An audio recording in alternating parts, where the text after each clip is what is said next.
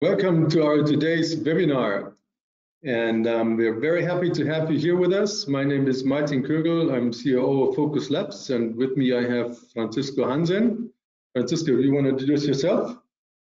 Yeah, hey, good morning. This is Francisco Hansen. I am the Global Director of Licensing Advisory at Focus, and I've been working for the last 10 years in the environment of SAP licensing with other softwares too, and we'll lead you today in the area of licensing and digital access compliance with SAP.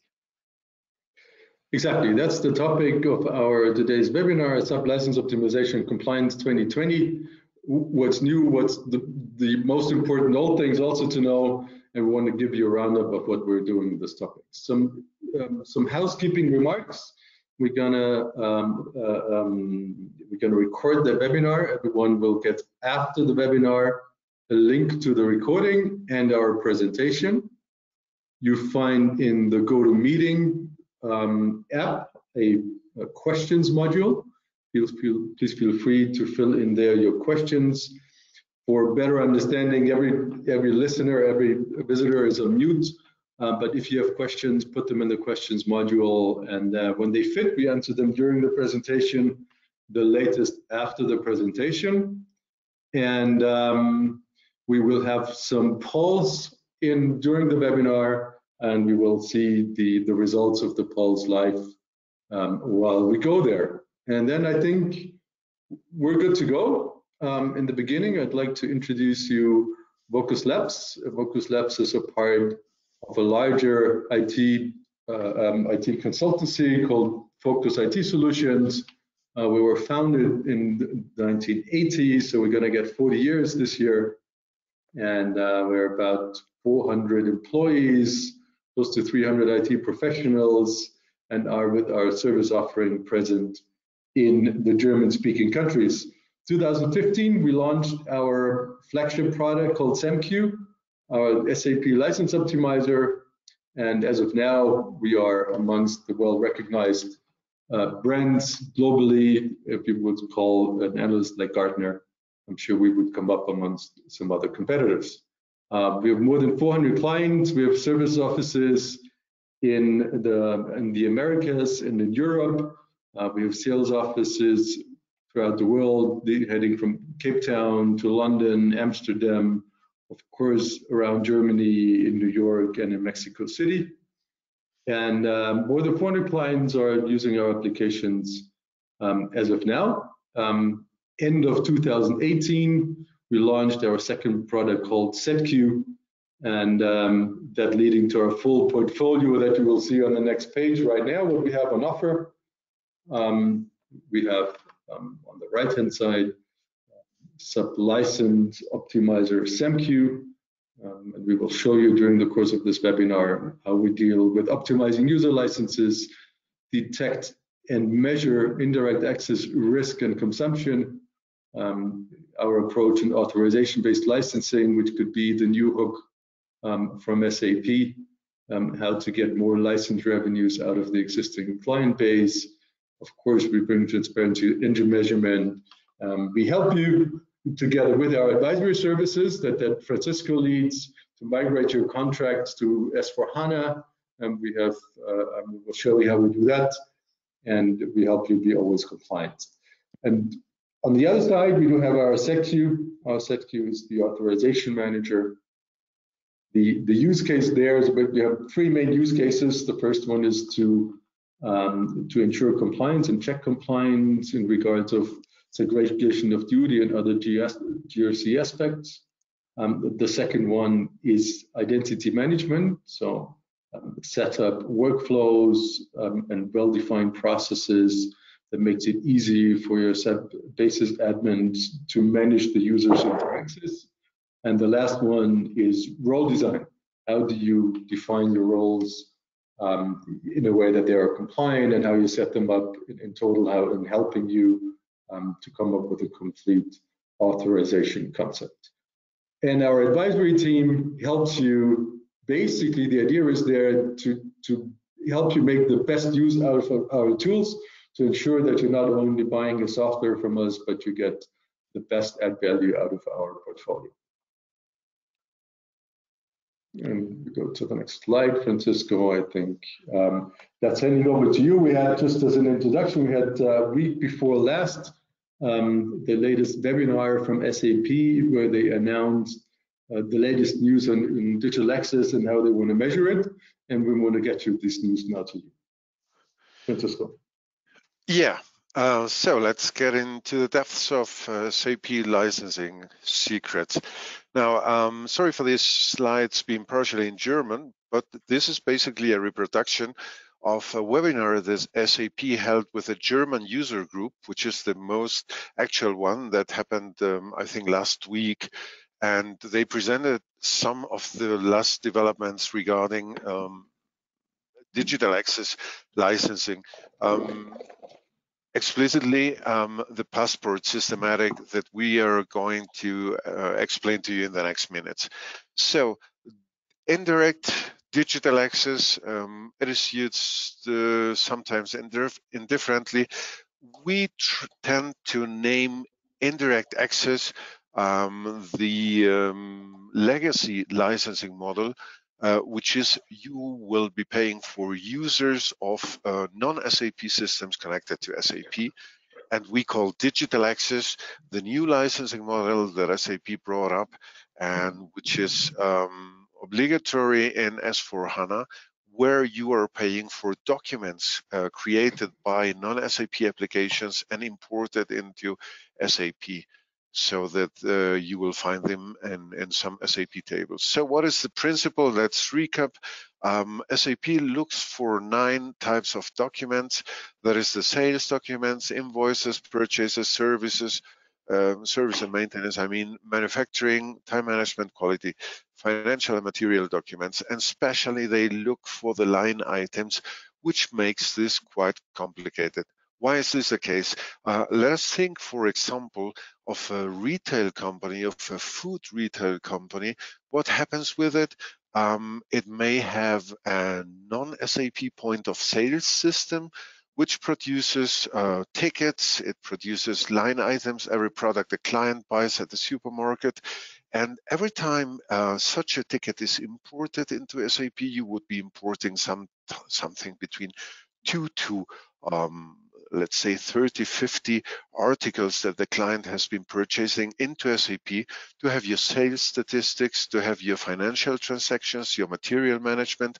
So this is producing digital access documents, and this in a relevant quantity, especially in such areas, sales-related companies, retail-related companies, you get to find millions of documents produced every year with this methodology. So as you can see on the right side, financial documents and material documents only count times 0.2, that means 20%. Rest of the document line items, they count at 100%. So this is the principle. SAP does an estimation with their tool. Now, some changes have been introduced shortly, and I will explain them. But so far, what happened is SAP counts these documents, provides an estimation in their user management report, USMM2, and you can see what SAP would recognize as digital access. Now, is this the truth or not? We'll get back to that. So, yeah, just for clarification, yeah, let me add one thing. So now this looks like engine licensing, right? You buy a feature or functionality and it's measured by a counter. In this case, the counter is the number of documents. One thing to have in mind, which is a little bit more, let's say, flexible here. If you buy 5 different engines and with one engine you have an overusage and with the other engine type you have an underusage, they don't cover for each other. You still have to license more for the one where you have an under licensing and you just bought too much for the other one. Here they all come together into one number. And if you in the one year you're using more financial documents and the other year you use more manufacturing documents, whatever, you only have the total. If the total is the same, you're still within the license. Just to have that in mind, so you have there the flexibility to change, to switch the used amounts between the 9 document types. Exactly. Okay, so the principle now in SAP is basically you will be paying for direct human access. That means the users who log into the system with the classical user licenses, you will be paying for digital or indirect access. That is the machines or other programs, other systems connected to SAP.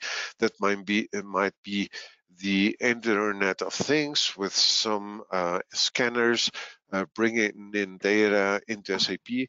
And then you have SAP Application Access. That means other SAP applications connected to SAP. For those, you wouldn't be paying anything on top apart from the standard SAP licenses. So what more? You need to understand how things are changing. I mean, talking about interoperability, you have a core system.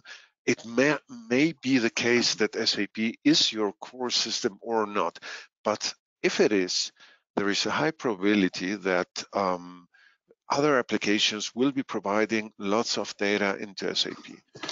In the end, what happens in almost every company is, at least into financial accounting, everything is relevant. You need to see how many assets you're gaining in your company, how many sales you're doing, and for such sales purchases, in the end, you will be either paying invoices or expediting invoices. And that means that every process in the company, whether it comes from another SAP application or not, will be producing financial accounting documents, invoices, etc. So there is a high change from, I don't know, we have an echo. Martin, I don't know if it is you in this case or it is me. Shouldn't be me, but I tried to switch me off more. Oh, thank you. So what happens is basically that the weighting in what you're paying for is changing. You've been only paying for direct human access in the past. Now a big part will go to digital access and applications connected into SAP. That is important to understand. Now, on the other hand, you see the SAP application access on the lower side. The problem is we must differentiate which data is landing into your core ERP system that comes from SAP applications or non-SAP applications. And this was a problem in the digital access measurement that wasn't solved so far. And now SAP has solved this with an approach that they call Passport. What happens with Passport is that SAP is putting a tag on every SAP application that produces data landing into your ERP system, so that you can differentiate which is coming from, let's say, SAP CRM, let's say Ariba, let's say Concur, so that you can differentiate what is coming from SAP applications and what is not coming from SAP applications. How does that work? There are some new nodes that you need to install. We have them named here. You can download the presentation afterwards. But the important thing to understand here is SAP will be storing in additional tables the documentation of created documents. So they will be documenting both internal and external document creations, and in the end, during the reporting of digital access, they will be separating those from one category to the other. Now, with our tools, what we will be doing is controlling SAP's measurement, verifying how far it is correct, and giving you a solution to be able to measure this independently from what SAP is doing. Now, it is still very important to understand that SAP's approach for counting documents is an estimation. It is not a final number. In opposite to, let's say, user counting, which is a very detailed approach, even if it doesn't classify or categorize users, at least the counting of the users does work with mathematical principles, and you can rely on the total numbers. Not in the classification, but yes, in the total number of users, if you do deactivate users correctly, etc. Now, in the digital access area, this is different. Why is this the case? Let us take an example. SAP has a rule in their digital access principle that says subsequent documents are not to be counted. So what does that mean? Let's say you have a sales order in your system. This sales order is coming, let's say, from a point of sale system, and you would be paying, SAP will be counting a sales order line item in the digital access. Now, as a subsequent document out of this sales order, you may have a material movement in SAP, or you may have an invoice that is created on base of this original sales order. According and following SAP's licensing rules, such subsequent documents are not to be counted. Now, this is something that doesn't work in SAP's measurement, and this is something that you need to be aware of. So what is the consequence of this? Basically, you need to still take SAP's count and get into a detailed analysis of where is this coming from? Where are these documents coming from? And we can help you. This is exactly what we are doing in the advisory department today. We look into the counts, we speak with your application managers and help you understanding what is the source for this document creation, and is this to be counted or not. Big differences from SAP's original document counts to the real acknowledged and accepted digital documents production. There may be a difference of 1 to 5, 1 to 6. So you really still need to get into the details of that. Don't just accept the document counts that you get here. You need to look at them. You need to assess the financial risk behind them. We are talking about amounts going from $100,000 up to, I think the biggest one we've seen so far was $30 million, which were negotiated with SAP in the end, and the client didn't have to pay that. But it's important to understand what is your risk exposure and what should you be really accepting out of this count. So we have a little poll. Martin, if you want to start it. Yeah, I started. Yeah, so what we want to know from you today is where are you at? So there's this digital access adoption program, basically giving you a big discount to go to accept the new pricing model, the document-based pricing model. And we would like to know from you whether you didn't yet consider it or didn't yet start to negotiate it, whether the negotiation is an ongoing process. You closed the deal already, but you already said that you're aware of, but you will not sign into the new model. So while we're waiting a little bit, just some things that you should be you should have in the back of your mind. So why is it that where does those big differences come from in counting? Basically, SAP's approach is to first count all the documents that are created, and then also try the documents that should be deducted, meaning the documents that come from SAP systems. And if you take that into account, that gives you, you're hoping that you're deducting enough. And if you have the case what Francisco just explained, that there are documents from external, but they're just subsequent documents, and only the original creation is to be paid. You have to have a close eye on that they really deduct those because they don't have a password and go in there. So when you do take our approach, we just go from the basis and say, hey, if this comes from here, this needs to be counted, and we only count the ones who should be counted. And that's the difference. And if then you put both things aside to it, then you can be assured that you're not going to be charged too much. And So let's wait just another minute or another second until I close the poll, and then we will see the results. Yeah. Okay, and I should give you now the results. So, Francisco, what do you say to the results? Are you surprised of the results that you see, or? Well, first of all, seeing that no one's voted for the part of aware of, but we will not sign. This surprises me a bit. Sometimes in the other areas of the world where we have led this poll, already some people have been counting and decided against this model. Now, what happens is basically for some clients, the legacy licensing model that is still valid at least until 2025 is more appropriate, where you are paying for users and not digital access or documents. So this surprises me a bit.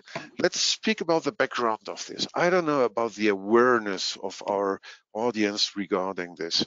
Now, DAAP, the Digital Access Adoption Program for SAP. First of all, so far we know that this offering is only valid until end of April this year.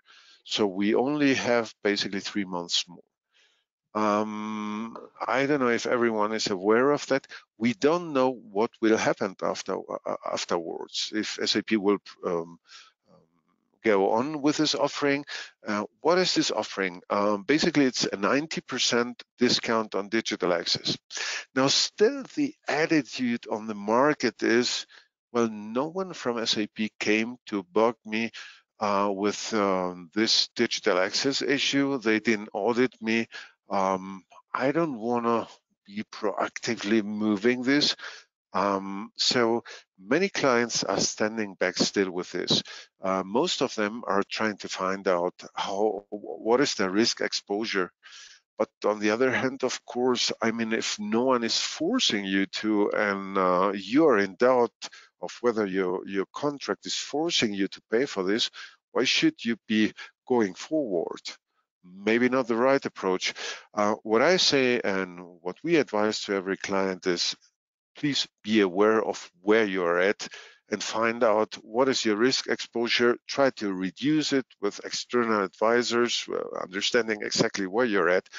But yes, maybe it is not the perfect approach to go forward by yourself, and this may explain this. Shall we go on? Yeah, let's just one last remark. Yeah. On that one. We showed you with the latest notes that are now published that now the counter is really in every system, right? So SAP will be aware of, with the next upcoming annual self-audit, that you have external documents created in your system. And basically this is in the self-audit, a built-in self-declaration of indirect access. It is really the time to that before they get you, get the information before SAP gets the information, consider it, and then negotiate if necessary, and try to mitigate the risk that you have in there.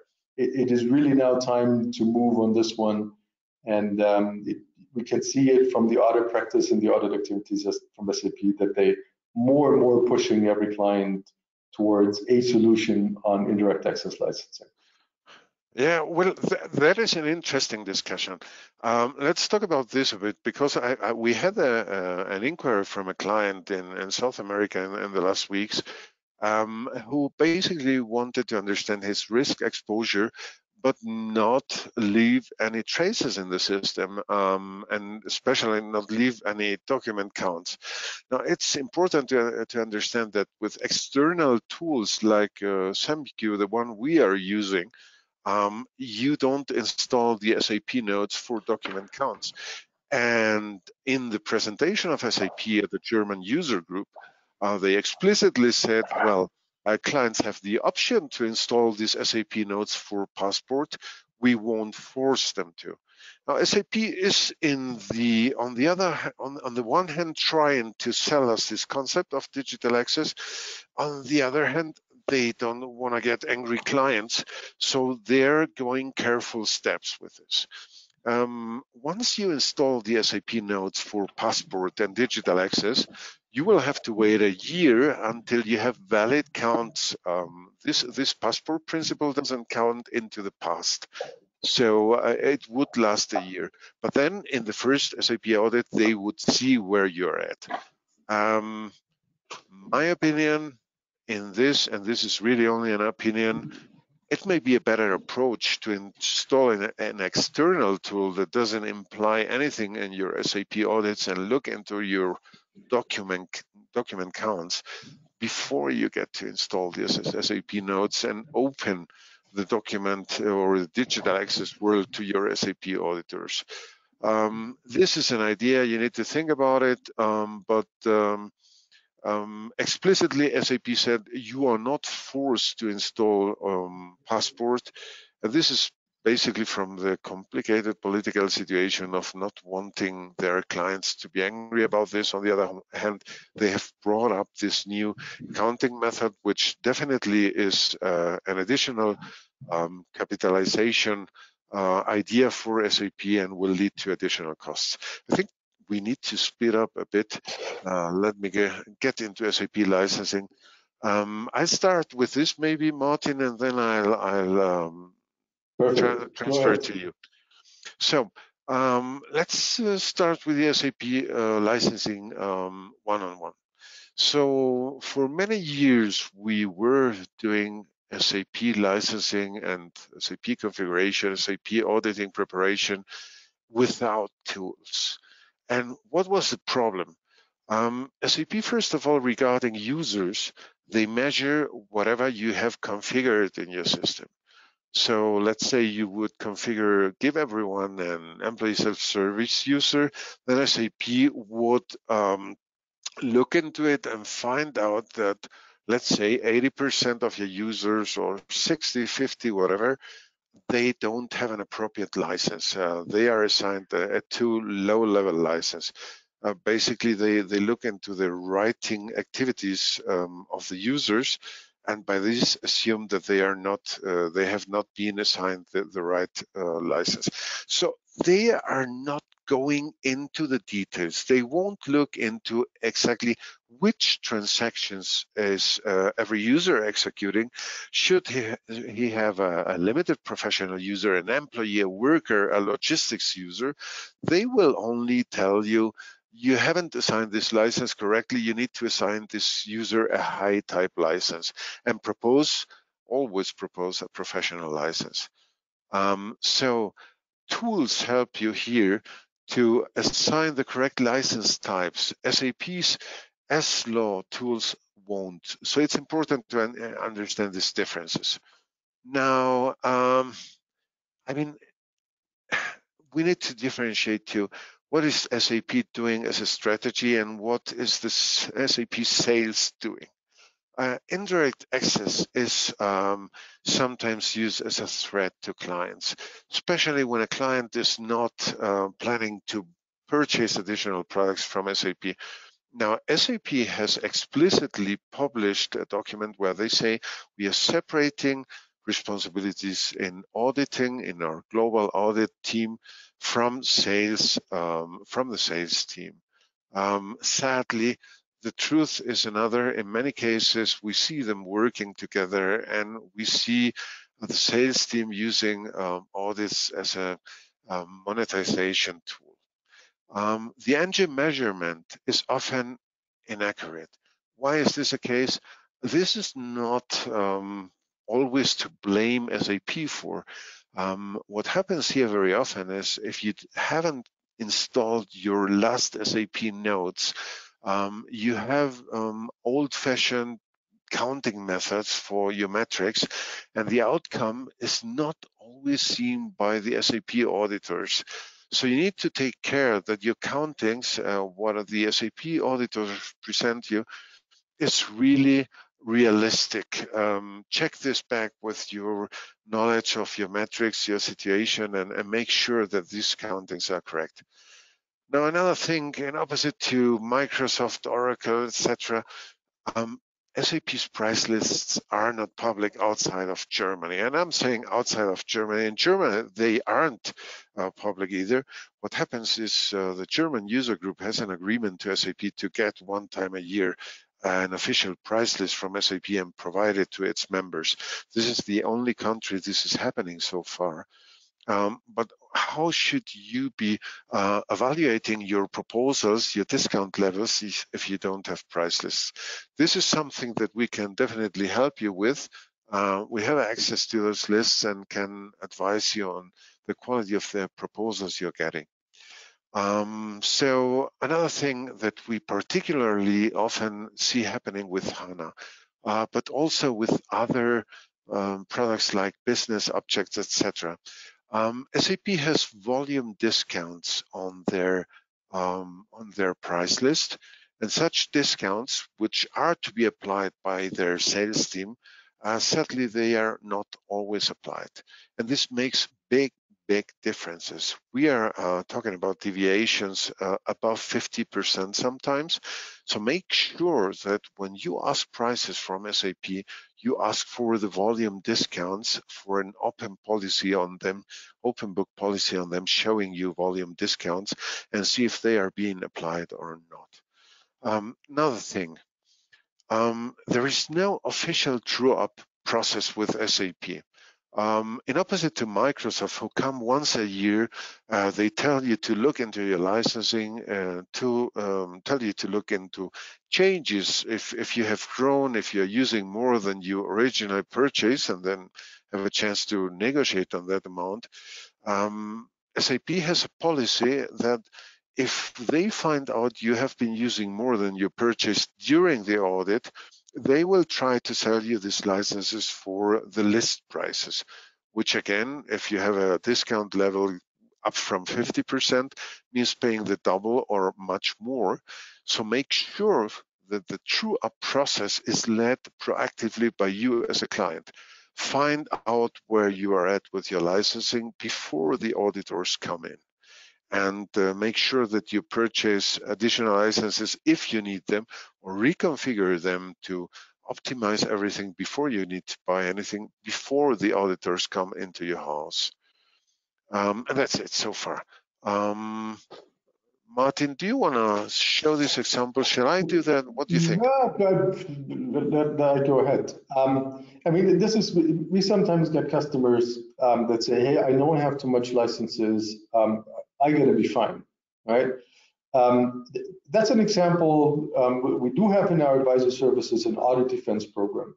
And that customer reached out to us after he very surprisingly got an asking or an audit result on the table where SAP told him he will have to pay close to $3 million. Why was he so surprised? Because this company had to go through a restructuring, and basically they had to lay off 1,500 employees. And he thought, you know, like I had 6,500 licenses, now I'm only using 5. Everything should be good, okay? And then he was very surprised, and when he had that on the table, he started searching the web, and he found us, and basically we made a project with him. So what happened? If you have a company and you know, people are moving, they get promoted, they get demoted, they change jobs, they are on parental leave, they're on sickness leave, they come back, you're hiring, retiring, whatever there is. So there are a lot of journey in the user base, and you would have to follow everyone, that everyone is always correct. What does the auditor do? The auditor looks for people who have an uncompliant low license assigned. A license that is, you know, more expensive or higher than you would actually need is still compliant, and they look only for incompliant situations, okay? So they won't tell you, hey, this one has a professional license, you only need an ESS license based on what he's doing. They will assume that you know why you give him the professional license, and he will definitely start using it tomorrow. This is why you set it up that way. But they will look for the ones where it's low. And if you have If you don't have a robot, no automated process in place that checks everyone every time, you're going to end up with a situation that even if you're over licensed, you're going to have people that on an individual level are licensed too low. So what happened? I think we're one of the fastest to implement tools in the market, so we were able to jump right in the middle during the audit process, run an assessment, and made very transparent that he's in fact over licensed by 8 million. There is no such thing than an under licensed situation, because there were licenses out there that were assigned to people that they just didn't use them, and they could use them easily to cover the incompliant situations that are out there. So be aware of that. Even if you feel safe, if on a total level you're good, you will run into situations that are really not good. Very risky situations, and you can prepare easy, and you don't get out of those situations if you cannot prove very transparently that you are in fact over licensed, and because you have to show exactly where is this license that I used to cover that one, and it will be very hard to find if you don't, if you have no tool that is helping you when you run a user base like this kind with 6,500 licenses. So yeah, be aware, details matter. Let's go with the next one. Yep. The licensing 101. So what's why is it? What makes it so complicated? Where did this come from? First of all, the main or a lot of the room for optimization is the user-based licenses. Everything else, digital access, engines, database consumption, whatever there is, it's a matter of counting. It's a matter of being aware, of being transparent, getting easy information at any time. The users are a matter of the optimization. Why is that? Alone on the price list, you have 50 different user categories, which is spreading between 60 and 6,000 euros list price per license. So that's a huge spread. And if you're a little bigger, then you would definitely have a individual license in addition to those 50 on the price list. Okay, that makes it very complex, and that you have in mind every year you have to do a self-audit showing this. It's a very complex situation. All in all, you have more than 3,000 different line items on the SAP standard price list, and you have to manage all of this. That you have to be, keep track of all of those different things that are in your contract out of those 3,000 and know how to deal with them. And that's basically what you're facing. Some interesting additional statistics on that here. We are talking about users, engines, database, indirect access. Now, what have we seen with SAC in the past? The users very often made something between 30 and 60% out of the total contract costs. Engines varied a lot. The database was going from 8% up to, I think it's a bit over 20%.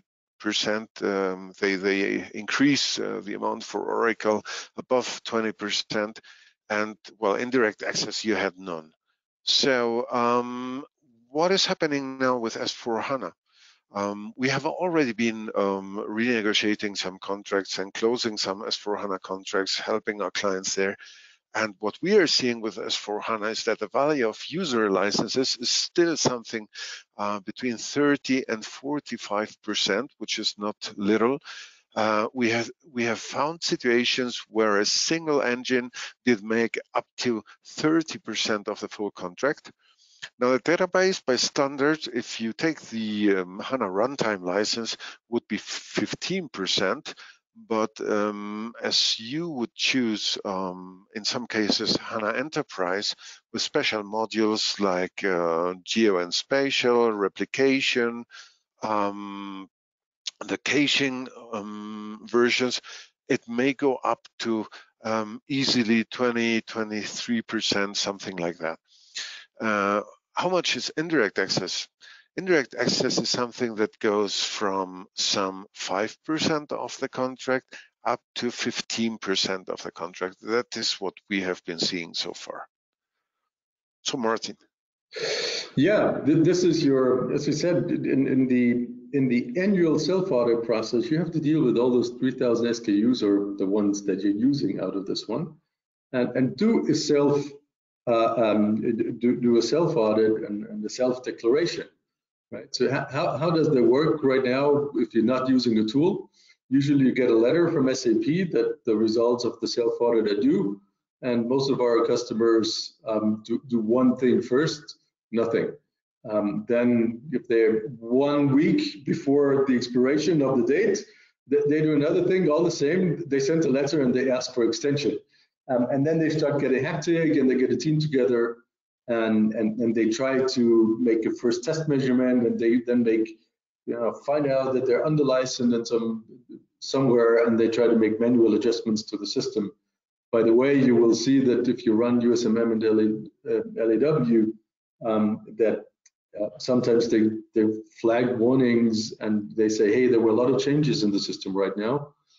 SAP is aware of that. A lot of customers are preparing the systems for the self-measurement, but it also is a trigger for audits because there are customers who take advantage of it, just are inactivating some users for the measurement and activating them later. They try to catch them by those warnings and try to filter out where they should go for the next audit. I think quite understandably, but they also will catch the ones that just do once a year the preparation, and that little bit your audit risk rises if you don't do this. If you do that with, if you look at the same process with the SAMQ, basically throughout the whole year, the system gets every user always correct. You will know whether you will be under licensed, over licensed. You see the tendency already throughout the year. You don't have to ask for an extension. You at any time will be ready just to run USMM and SLA and get the results that you can send to SAP and start the negotiations. In fact, if you will see that you have to buy and then go into a true-up situation, you can start those negotiations early.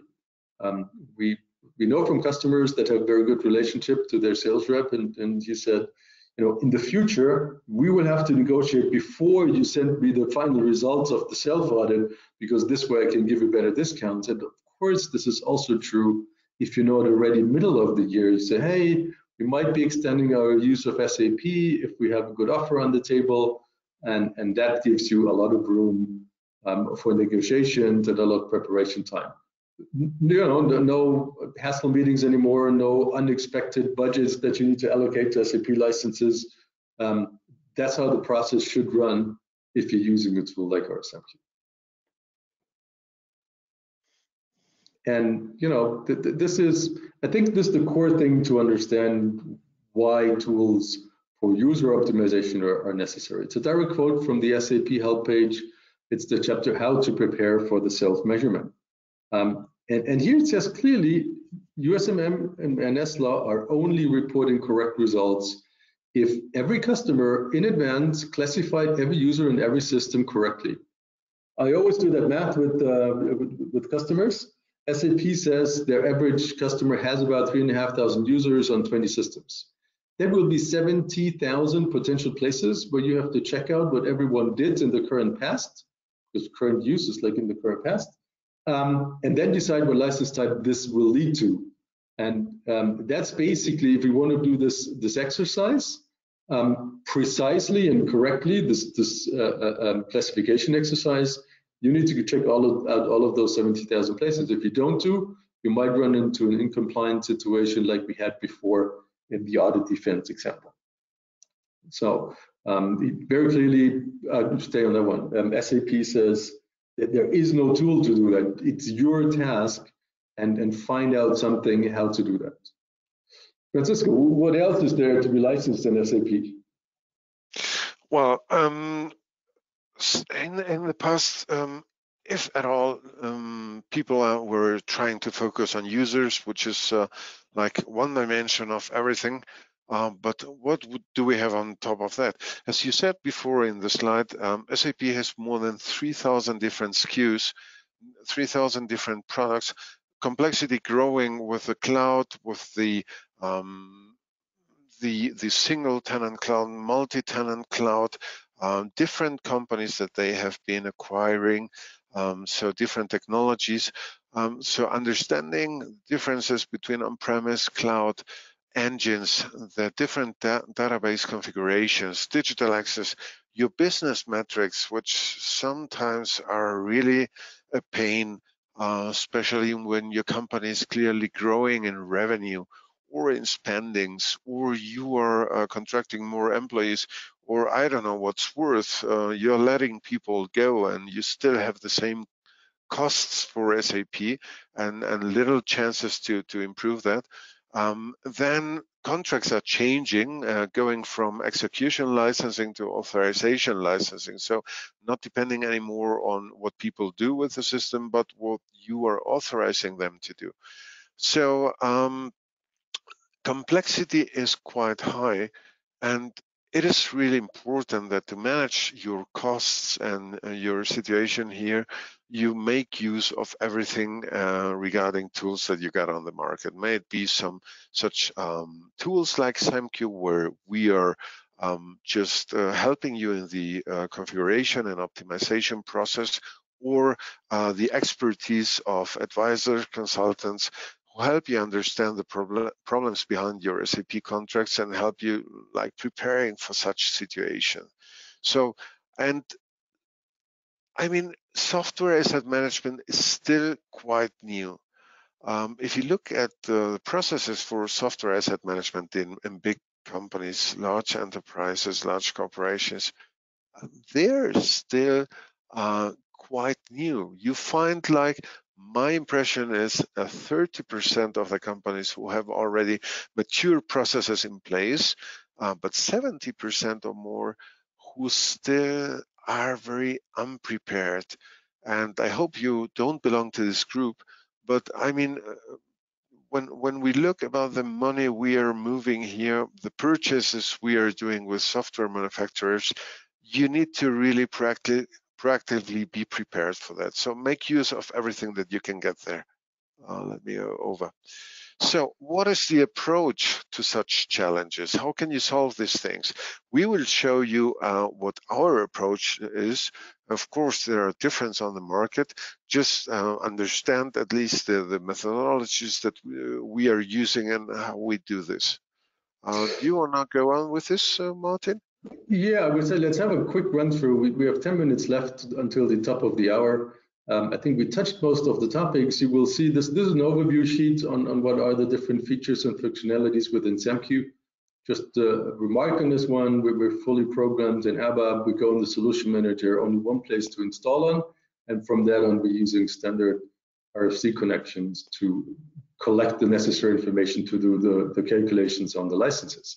And we're basically, we think the quickest to configure tool on the market, because we come with a transaction database with more than 200,000 pre-classified transactions.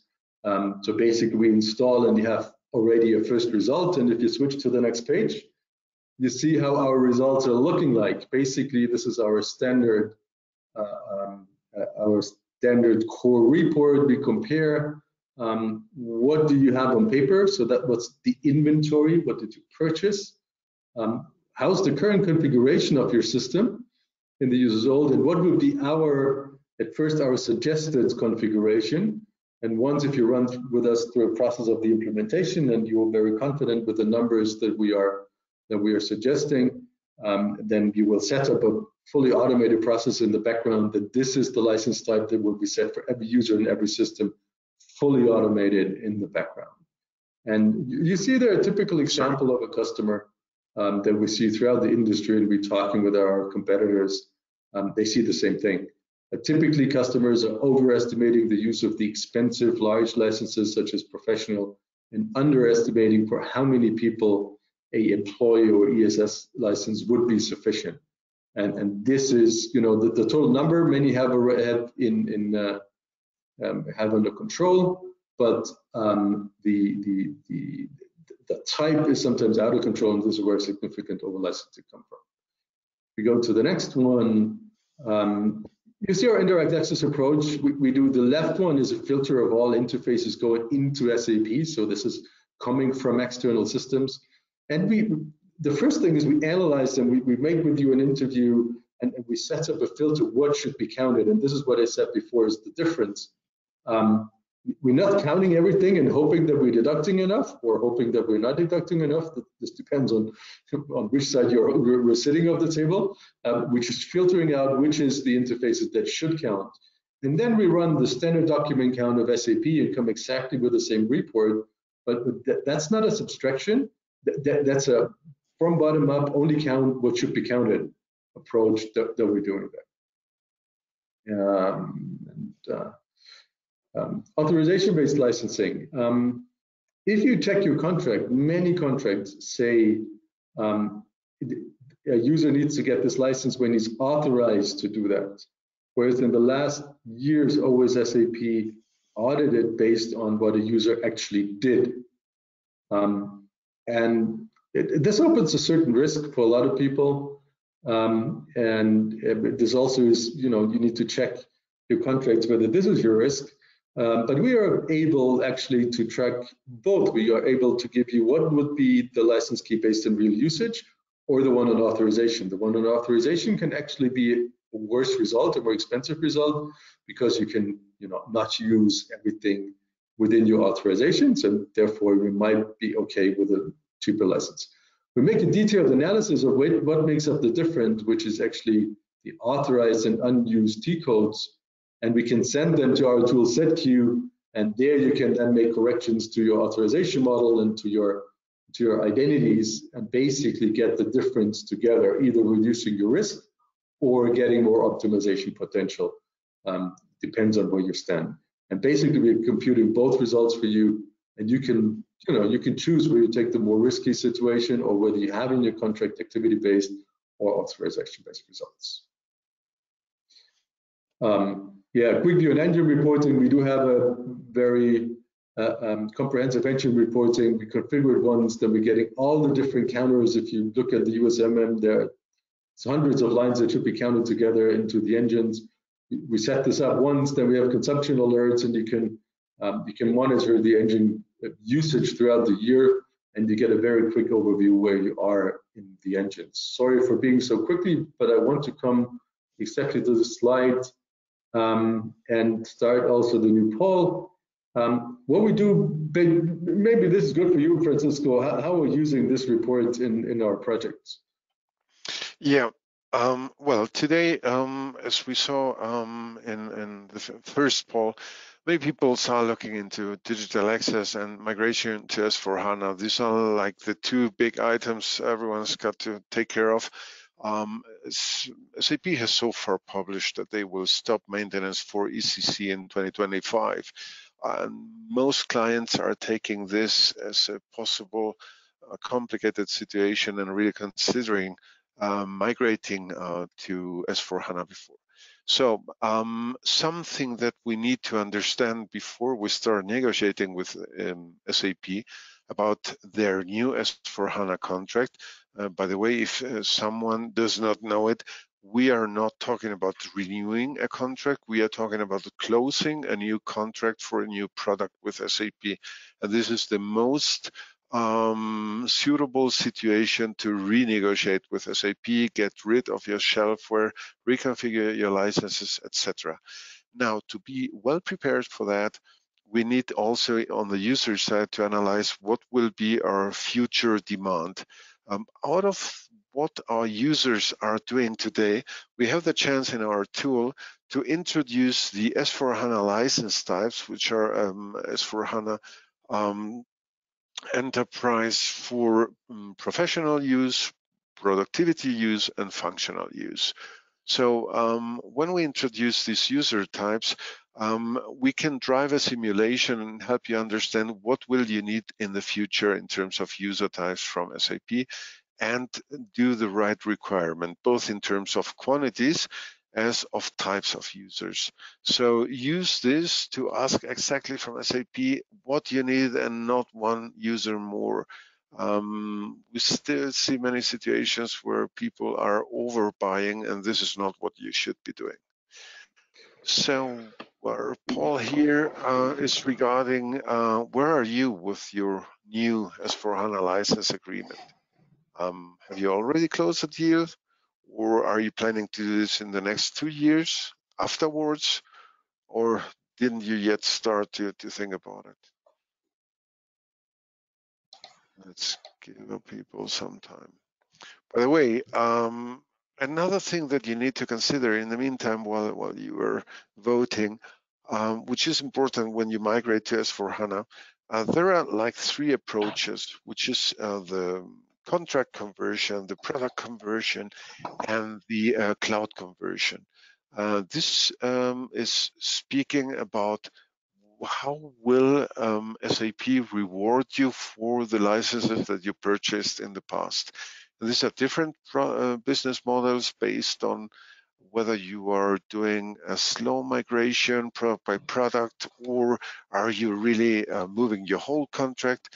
And you need to understand what is the financially best approach for you. So half of our people audience have not yet started to think about it. 17% have already moved over to S/4HANA, or at least contractually.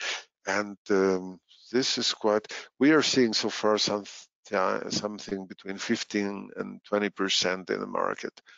And then the other ones are planning to do this in the next 2 years, which is usual too. Yeah, interesting. Just use the expertise here. Whether it's us or whoever, make use of the expertise of people who have migrated contracts already and negotiated that with SAP. We are talking about planning your demand for digital access, estimating the value of the licenses that you purchased in the past, getting rid of shelfware, negotiating license exchanges for the next year, or the right to exchange licenses, renegotiating your terms and conditions, maybe bringing in some metric caps. So lots of things. Look into our blog. You will find some hints on what you should be taking care of when migrating your contract to S/4HANA. Yeah, as we are at the top of the hour, I mean, there are 1,000 other things to show you what's inside, but maybe we switch to we have an offer that makes it easy to learn us. Here you see the link to the blog, by the way, to learn how to get around with our tool, and also to assess very quickly whether there will be a short-term return, a short-term ROI for you. That's our license quick assessment. What we do is a full installation, let's say 80% implementation of the tool. You should expect that we're working together with you on 4 to 5 sessions that lasting 2 hours each, and you would have to put in a man effort of 2 days in. After this, you will have the first experience, how it feels, how this would work, and you have, as I said, a good idea of your optimization potential within your user license base. That's usually the start, how to work together with us. If you're interested, just let us know. After that one, we have our consulting offering for you in the different situation where Francisco and his team is helping you. Yeah, sorry for taking a bit too much time, but we still have some questions from our audience. Now, if you don't have the time, thank you for being with us so far. We will still be here and be answering the questions we got. If anyone must leave already, thank you very much for listening to us, giving us the opportunity to present this to you, and we'll be very glad to answer any questions. With you, you'll be able to download this presentation through our company channels, emails, phones, etc. You can contact us personally if you need to clear any special questions on this. Now, coming to the questions we got here from the audience. First of all, there is a question regarding professional and limited professional licenses and what are the differences. This is a good one. We are finding clients in the market who only have those 2 license types, although SAP has more than 50 different license types on their price list. Now, The definition for a professional license is very clear and it's easy. You can do everything but development with it. A professional license is the one who is entitled to do anything within the tool. Now, first of all, to understand how to approach this, you need to look into your contract and the part which is the use rights. Why is that? There is a document from SAP which is called SAP User Types. You can download it from SAP's help portal. There you will find the standard definition for users, but there are deviations in some contracts and you need to understand how is the contract license type defined in your contract. Now, coming to the limited professional one, this is really an interesting question. To be accurate, I need to get back to the definition, and I don't want to take the time for that, but the limitation of a limited professional user is either very roughly and unprecisely defined in your contract, which means there is a door for you to define what is the difference between the professional and the limited professional. And what we are doing today when approaching this, and there is no clear definition in the contract, is we either define functions within the company as the limitation, we define the amount of write transactions that someone is doing within the software in a year. So we take an own approach. Other clients have in their use rights a clear definition, like only this kind of staff profile are able to do that. Now, 50% are still on ECC. I think what should our negotiations for licensing for S/4HANA be from ECC? This is something to speak for about an hour. To the one who put in this question, my advice is first of all look into our blog. I just published an article about that, I don't know, 10 things to take care of when moving over to S/4HANA. If you want to know more, contact me personally, and I'll be glad to provide some advice on that. Yeah, it's please understand, it's a very individual situation. We're not trying to sneak out there, but there are many ways to go and choose. From licensing already everything, having the rights to still use ECC for another couple of years, and until having 2 contracts and whatever. So, but it really depends on an individual situation. The next one is when is it mandatory to move to the digital access model when taking into use RPA solutions? Can you elaborate on that? Officially, you are forced to move over to the digital access model with the implementation of S/4HANA, not before that. That is what SAP is saying today. So when you have an ECC contract, your former contract is still in place, you can decide whether to take the indirect access model, where you would be paying for users in non-SAP applications, or to move over to the digital access. You still have the option. When you move over to S/4HANA, it is obligatory to sign for digital access as part of the contract. Now, RPA solutions is something that is very strongly coming up now, and when we do digital access projects, digital access risk assessments, many clients are using RPA solutions, and this is something with different implications. Sometimes RPA solutions are started, the processes in RPA are started by a named user from within SAP. In that cases, you can avoid to pay for digital access, but in other cases, it is really a robot starting a technical user doing things, and then definitely you will be paying for digital access.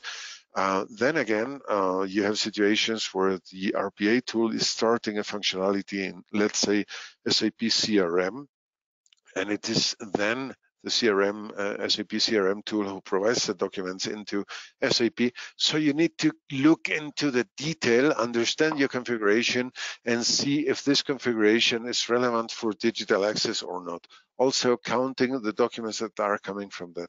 Strong advice here, by the way, whatever you do from a technical point of view, use separate users, separate technical users for every interface that you use so that you can clearly differentiate where is this data, this digital access data coming from. Now, someone was commenting the limited user category does not exist anymore in the S4HANA license categories. Not only that, I think the limited professional hasn't been in SAP's price list for, I don't know, already 4 to 5 years. So basically, if you have limited professionals in your contract as a category, you are still able to purchase additional licenses. If you don't have them in your contract, SAP won't sell any of them to you, but you still have the project user, the worker user, the logistics user, the what they call SAP shop floor user, lots of them to choose from. In S4HANA, not anymore. In S4HANA, only for user categories. We have the old licensing situation does not cover a situation where the user is a software, not a physical user. Basically, this is the old contract says it doesn't make a distinction between direct and indirect use. It says use needs to be licensed. That's the general rule. That's the overlying thing. There, also a software use or an IoT center is covered by this one. But then the question is how it should be licensed. So then a contract regulates a lot of things, how they should be licensed, and then there is a catch-all clause for everything that is not specifically regulated in the contract.